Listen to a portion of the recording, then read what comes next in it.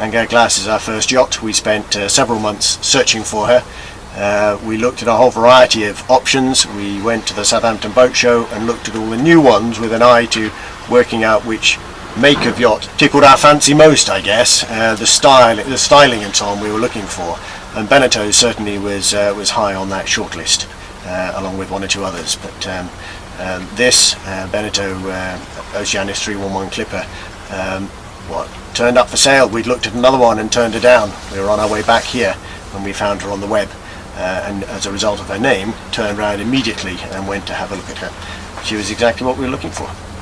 Do you think it gives you a bit more sort of cred with the other sailors that the local vicar's got a boat as well? I think for some that's probably got some element of importance or reality. I think for others, we have, as has been mentioned before, two churches here. I'm blessed with two churches, Holy Trinity, the church for the sailors, and St Mary's, which is a town civic church. Those in the town civic church, members of the congregation and so on, are less inspired by the fact that I sail. It doesn't make any difference, I don't think, to them. But the members of Holy Trinity, perhaps it has a little bit more relevance. But I do find that it assists in ministry. It gives me something to talk about and an entry into people's lives.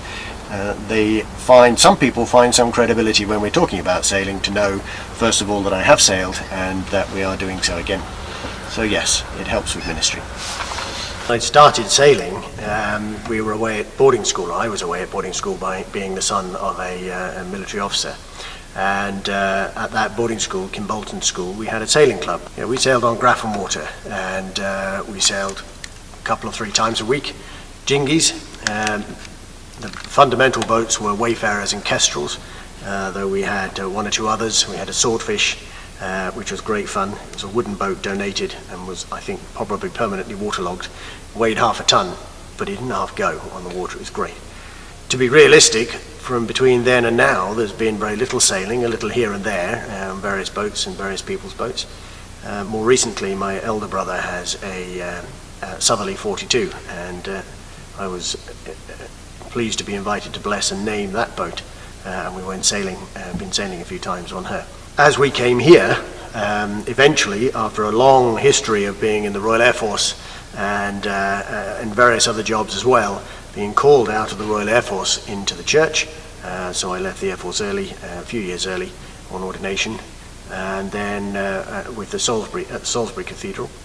We then came time to move again after my curacy, and this is the place where we feel we've been called to, and the place that accepted us. Having arrived here, of course, in this great sailing centre, I was keen enough to reacquaint myself with sailing. Very rapidly became chaplain to the Royal Yacht Squadron, the Royal London, honorary member of the Island Club, and so on and so forth, and chaplain to the Sea Scouts and the Sea Cadets and various other sailing enterprises. It became fairly obvious to us fairly quickly that singularly we were not going to be able to beat them, not being here, so we might as well join them. So Sarah and I thought very hard about what it is we'd like to do, and looked long and hard for the right sort of thing, the right sort of boat. And we eventually ended up having gone to the Southampton Boat Show and looked at the various styles and the various companies, the various makes, and we eventually settled either on a Jeanneau or a Beneteau, or to be realistic, a Bavaria. But then, having looked harder and more closely, the Bavaria dropped out of our particular wish list, and the Beneteau we found, having looked at various boats over a day, we were on our way back to the island by train, looking on the web, on the telephone as you do, and this Beneteau turned up. She's an Oceanis 311 Clipper, and but her name, Anne Gad Glass, was odd. Not heard of it before, so we looked it up on the web, and Anne Gad Glass is Gaelic, for those of you who know your Gaelic, for the wild goose. Now, the wild goose in the Celtic faith so many years ago was their description of the Holy Spirit. Once we realised that, of course, we had to go and have a look at her. We rang up the marina immediately, turned round on the train, didn't turn the train round, but stepped off and stepped back on going the other direction, and went to see her. And as soon as we stepped on board, she was the right boat. So was it primarily the name that sold her to you, or was there something else? Well, the name immediately attracted us. She's a 99 boat, so she's not a young boat, but actually she's in very good condition. I believe she's in very good condition, and many others have told me the same, which is generous.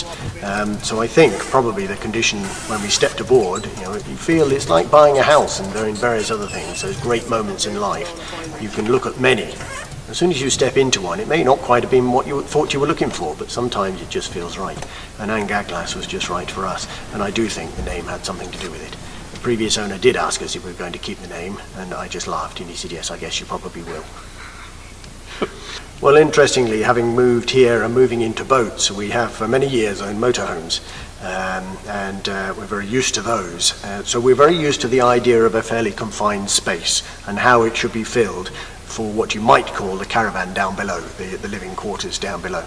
And I've said several times that one of the most important things on the boat, of course, not that it should satisfy my wish for a sailing boat, but also should be satisfactory for Sarah, the homemaker, and she was very keen that it's what she was looking for down below as well.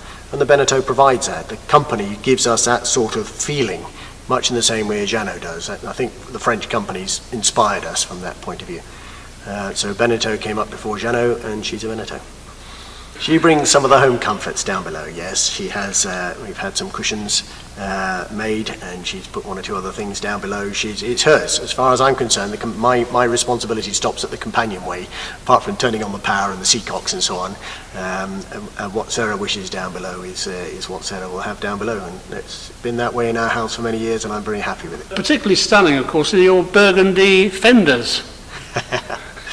Yes, well, of course, colours, I suppose colours are important. I mean, a glass fibre boat generally is white. Of course, they come in many colours as well, but generally is white. She came with a burgundy spray dodger.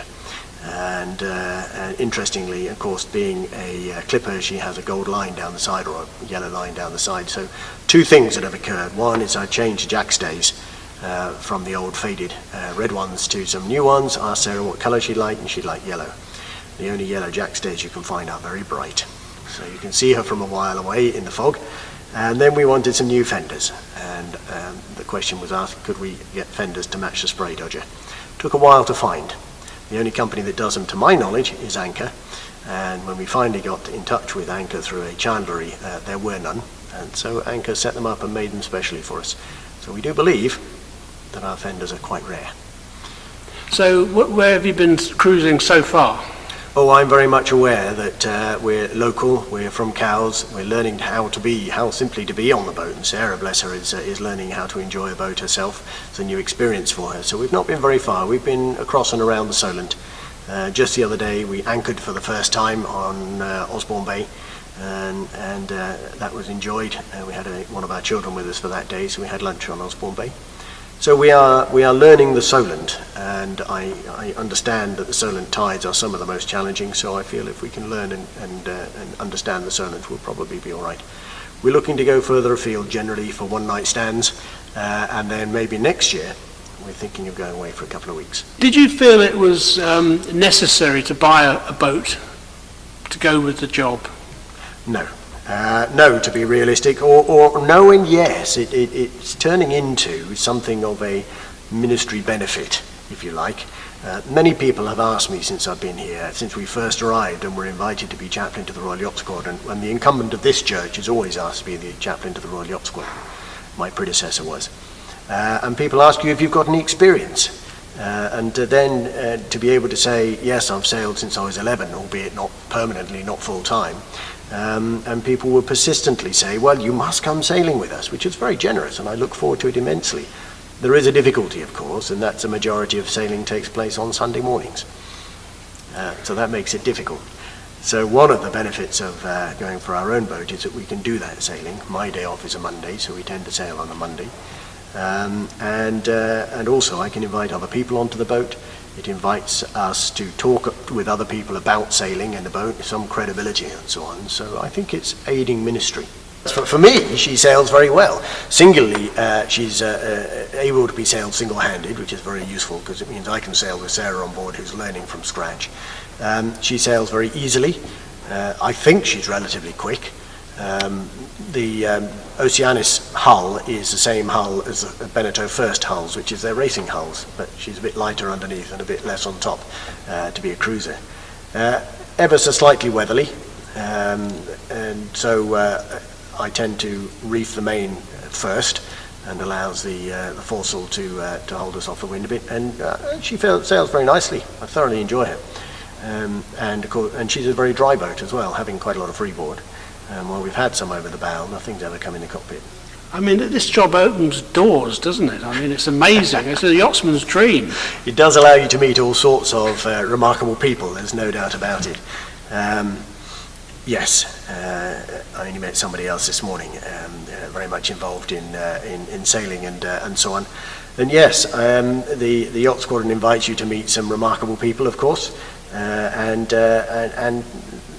the breadth of Cowes has sailing is a particular entertainment that seems to attract a very wide spectrum of people, and it just makes the job more enjoyable because I meet all sorts of people with all sorts of backgrounds and reasons for being here. I mean, what has the chaplain actually? What has the chaplain actually done at the squadron so far? Well, there's two ways of looking at it, I suppose, just thinking about it immediately. One, of course, is that you get invited to the occasional dinner, which is very nice. You get invited to events where they'd like a chaplain to be present, either to do a grace or something like that. Being involved with yachtsmen also opens another area of ministry, in that I've now done 2 or 3 boat blessings and boat namings, with more yet planned for this summer. And there's also something that I think is rather nice. I'm looking forward to growing the yachting side of ministry, if you like. It'd be rather nice, and I have only mooted this once or twice to one or two people, to be able to be out before the Round the Island fleet, for instance, and bless them before the start and rapidly get out of the way. But it'll be a lovely thing to do, I think. And yachtsmen have somehow a closer association with the other, as we quite often say in church, with something beyond the society in which we live, something beyond the humanity, the human creation, God's creation. And of course we see that in the sea very much, quite apart from on the land. But it is the weather, it is the potential for danger, it is and so people often ask and have more of a spiritual awareness, I think, who go to sea. But actually, being chaplain to the various yacht clubs and so on around the town, I'm also chaplain to or member of the Cowes Business Association, so I go to their meetings and so on. These are just other enterprises where my parishioners are, or our parishioners are, and I am given the cure of souls for everybody who lives within the parishes, regardless of who they are and what they do, and whether they have faith or not. So obviously people come to me for funerals and so on who don't normally come to church, as a for instance. But the yacht squadrons just allow me, or the yacht clubs just allow me to get into places and be with people where they are, because that's what a large part of what I do is all about. Round the Island race, have you mentioned this to the Island Sailing Club that you'd like to? Not yet, I have not. I've spoken to 1 or 2 people about it, and that is yet to be. It's a long-term hope, I think, from my point of view. I think probably most yachtsmen have a bucket list wish, and with a bit of luck, in a year or two's time, Angaglas might also participate in Around the Island. That'd be rather nice. No, I have not, and that's just one example. Of course, there are many. Well, hundreds of races that go on during the summer here, but the great events, it'd be wonderful to be able to bless Cowes Week, as an instance. How about the Fastnet race? There are lots of opportunities and things that may grow, and I'm very much one for not imposing, I think, the will of the church on those that organise these great events, but suggesting and offering, and if it is the right thing to do, then it will happen. It has reignited my interest and passion. Absolutely, I used to love it, and I continue so to do. And relearning sailing, or learning sailing on the sea in a bigger boat and so on is fascinating. And I have to say, only yesterday my radio license turned up, which is rather nice.